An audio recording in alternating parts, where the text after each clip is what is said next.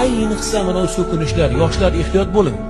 Payg'ambar alayhissalatu vasallam aytdilarki, "Sibabul muslimi fusuqun" dedilar.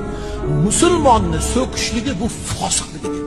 Allohni g'azabiga keltiradigan, Allohni rozi qilmaydigan, Rasulullohni xafa qiladigan, mu'minlarni xafa qiladigan so'z bu og'zingizdan chiqmasin.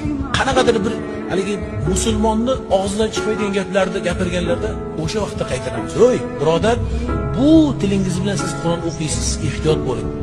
Bunda Qur'on sizni qalbingizga kirmaydi. Ehtiyot bo'ling. Qur'on o'qiydiganlar, siz so'kinsangiz, har xil birlarni fitna fasod qilib orqalaridan g'iybat qilsangiz, shu tilingiz bilan bo'xton, shunaqa iftirolarni qilsangiz, u tilingizda faqat Qur'on o'qiladi, dilingizga tushmaydi. Va Qur'on ham tilingizda aksi